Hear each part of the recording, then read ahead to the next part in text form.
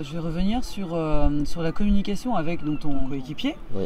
Effectivement, si tu as des problèmes de gestion d'émotions, en particulier donc, ton impulsivité liée à ta colère, quand il t'arrivait de te mettre en colère, donc c'était sur le bateau, Ouais. qu'est-ce qui se passait? Comment ça se passait? En fait, quand je naviguais tout seul dans les premiers temps, je m'énervais. À partir du moment où j'ai commencé à naviguer en double, je me renfermais, je disais plus rien, etc. Justement pour pas, parce que je savais que c'était pas bien, etc. De s'énerver, de laisser transparaître et de polluer, on va dire, l'atmosphère après de l'équipage. Le problème, c'est que du coup aussi, ce mutisme perturbait aussi les informations, la communication comme je disais, de l'équipage. Donc, du coup, c'était autant d'informations, et potentiellement de choix stratégiques, de choses perdues pour l'équipage et pour faire avancer au mieux le bateau. Tout à fait. Oui, j'imagine. Et alors, par la suite, hein, tu t'es rendu compte de ça. Donc, est-ce que vous en discutiez? Est-ce que ton partenaire, en fait, te faisait des remarques ou pas? Si, on essayait d'améliorer les choses. Pareil, épreuve après épreuve, voilà, on arrivait quand même, enfin, en introspection et même en discutant, voilà, on arrivait quand même à évoluer, à réfléchir un peu mieux, mais bon, c'était toujours à petits pas par petits pas. À quel moment vous commenciez à en parler? Après la compétition ou pas?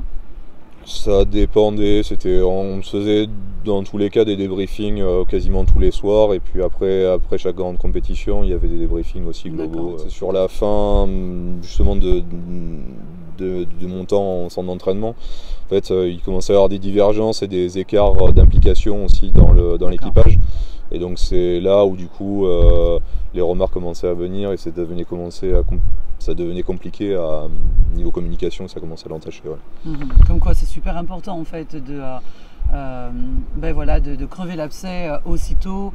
Quand on est en colère, évidemment, il faut attendre un petit peu, se calmer, redescendre. Mais en tout cas, avant d'en arriver là, c'est libérer ces fameuses émotions négatives et pouvoir les reconnaître quand elles arrivent pour pouvoir les accepter et laisser passer en fait ces émotions négatives, ne pas les ignorer. C'est ça surtout en fait.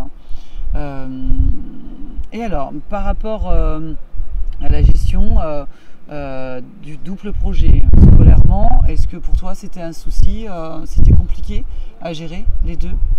Oui, enfin quand même, c'est vrai que après, je pense que c'est des problématiques un peu génériques à tous les enfants, quoi. C'est qu'on a du mal en fait à visionner ce que ça peut nous apporter, l'école ou les études à l'instant T, surtout au début. Donc du coup, c'est vrai que quand on commence assez tôt le sport, comme ça, quand on a des projets assez tôt, c'est vrai on s'investit beaucoup plus facilement dans sa passion que dans ses études, donc on est rappelé à l'ordre parce qu'effectivement, comme je le soulignais, il y a des attendus dans les centres d'entraînement comme ça en termes de résultats. Mais voilà, j'ai eu un peu tendance à me cantonner au minimum syndical à ce niveau-là. D'accord. En fait, c'était quoi ton objectif quand tu es rentré en sport-études? Tu avais un rêve? Oui, c'était vivre ma passion. Ça me plaisait. Vivre ta passion ou vivre de ta passion? Est-ce que devenir professionnel? La question s'est posée. Mon père étant du milieu, effectivement, j'aurais pu aussi, puis même de par ma formation, j'aurais pu continuer après dans le milieu. Après, chacun se retrouve dans une période où il y a un choix à faire entre passion et raison. Et voilà, j'ai fait le choix de la raison en vue de mon parcours. Ok. Et tu es déçu? Non, c'est des choix de vie. Après, je pense que j'ai bien profité. Aujourd'hui, comme je disais, le seul regret que je pourrais exprimer, c'est peut-être de ne pas avoir eu les conditions, l'opportunité de pousser aussi loin que je l'aurais souhaité mon investissement et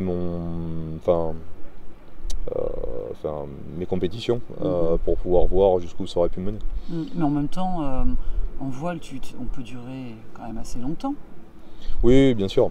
Donc il n'est jamais trop tard. Non, certes. Après, c'est c'est un global en fait. On va dire qu'aujourd'hui j'ai eu quelques petits soucis de santé, donc du coup je pourrais plus aller remettre aussi haut la barre que D'accord, mais tu continues à pratiquer un peu ou pas?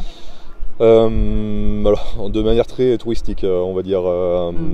Après, je me suis fait d'autres sports, je fais plus de sport foncier, juste pour entretenir, parce que j'apprécie quand même toujours le sport et l'adrénaline et enfin tout ce que le bien-être qu'il peut apporter.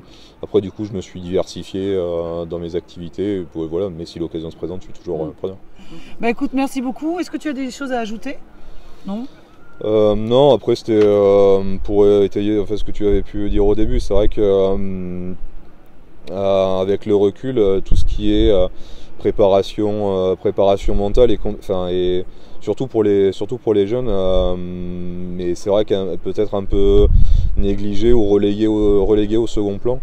Et c'est vrai que c'est peut-être quand même une certaine erreur de trop le négliger. C'est vrai que la condition physique, le sport, les entraînements, la stratégie sportive est importante, mais si la tête n'est pas en raccord, on se retrouve rapidement à être déboussolé, déstabilisé et perdre au final tous les acquis qu'on a si durement acquis après à côté, quoi.